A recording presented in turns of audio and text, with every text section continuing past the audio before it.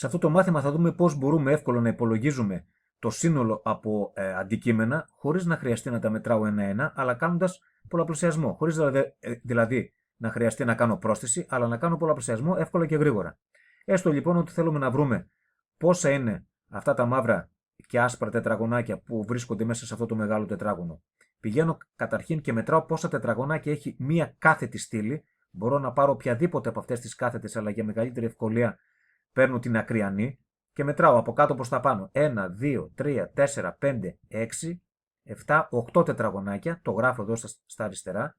Και στη συνέχεια ξεκινάω από το τελευταίο τετραγωνάκι της κάθετης στήλης να μετράω την οριζόντια στήλη. Πόσα τετραγωνάκια έχει. Και λέω 1, 2, 3, 4, 5, 6, 7, 8. Κάνω τον πολλαπλασιασμό 8, 8 και βρίσκω ότι όλα τα τετραγωνάκια είναι 64. Με τον ίδιο τρόπο παίρνω την ακριανή στήλη από το δεύτερο αυτό σχήμα το οποίο είναι ορθογώνιο και μετράω 1, 2, 3, 4. Στη συνέχεια μετράω την οριζόντια στήλη 1, 2, 3, 4, 5, 6, 7, 8, 9 και κάνω τον πολλαπλασιασμό 4 σε 9 μου κάνει 36.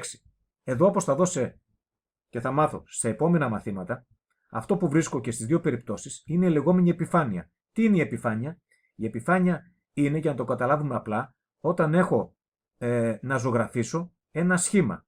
Εδώ ας πούμε ότι ήταν ένα τετράγωνο και το ζωγράφισα. Εδώ ας πούμε ότι είναι ένα ορθογώνιο και το ζωγράφισα. Ας πούμε ότι το μέρος του θρανίου στο οποίο κάθομαι και στο οποίο βάζω τα βιβλία, αν το ζωγραφίσω είναι η επιφάνεια. Αν ζωγραφίσω ένα τετράγωνο στον πίνακα και το τετράγωνο αυτό το ζωγραφίσω, αυτό είναι η επιφάνεια. Αν ζωγραφίσω ολόκληρο τον πίνακα, αυτό είναι η επιφάνεια.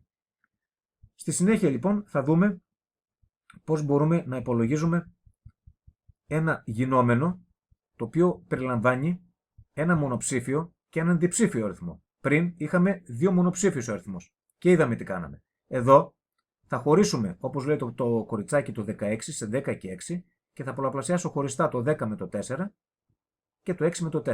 Εδώ λοιπόν έχω κάποια τετραγωνάκια. Έχω δηλαδή να βρω πώς είναι όλα αυτά τα αντικείμενα. Τα τετραγωνάκια μέσα σε αυτό το ορθογώνιο. Τι θα κάνω? Έχω να κάνω τον πολλαπλασιασμό λοιπόν 4 επί 16. Σε πρώτο επίπεδο θα χωρίσω, είπαμε, το 16 σε 10 και 6. Οπότε μετράω στην οριζόντια γραμμή από το 1 μέχρι το 10. 1, 2, 3, 4, 5, 6, 7, 8, 9, 10. Και εκεί που είναι συμπληρώνονται 10 τετραγωνάκια στην οριζόντια γραμμή, χαράσω μια κάθετη κόκκινη γραμμή για να ξέρω που σταμάτησα. Και στη συνέχεια έχουμε τα υπόλοιπα 6. 1, 2, 3, 4, 5, 6. Μετράω την κάθετη στήλη που έχει 4 τετραγωνάκια, το γράφω και έχω 4 φορές το 10, το γράφω από κάτω, συν 4 φορές το 6.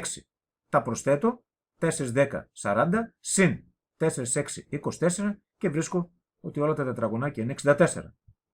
Με την ίδια λογική από κάτω, τι κάνω? Μετράω την κάθετη στήλη, 1, 2, 3, 4, 5 τετραγωνάκια, το γράφω το 5 εδώ, μετράω την οριζόντια και βρίσκω ότι όλα μαζί είναι 15. Τι κάνω? Σπάω το 15 σε 10 και 5, μετρώντας από την οριζόντια στήλη ξεκινώντας από την αρχή 1, 2, 3, 4, 5, 6, 7, 8, 9, 10, χαράσω μια κόκκινη γραμμή για να ξέρω ότι εδώ είναι το 10 και τα υπόλοιπα είναι 5, γράφω από πάνω το 10 για να δείξω ότι από την αρχή μέχρι την κόκκινη γραμμή είναι το 10 και στη συνέχεια γράφω το 5 για να δείξω ότι στη συνέχεια τα υπόλοιπα είναι 5. Κάνω λοιπόν πολλαπλασιασμό 5 επί 10 συν 5 επί 5, βρίσκω τα γινόμενα 5 επί 10 50 συν 5 επί 5 25 και συνολικά βρίσκω ότι έχω 75 τετραγωνάκια.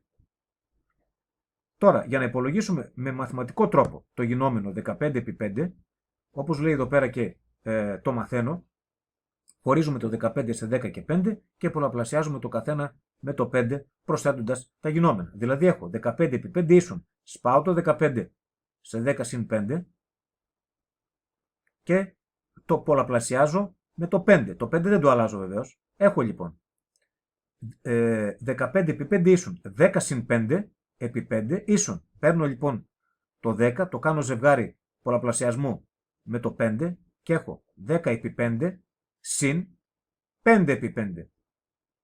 βρίσκω τα γινόμενα 10 επί 5 50, συν 5 επί 5 25, τα προσθέτω 50 συν 20 70 συν 5 και βρίσκω 75.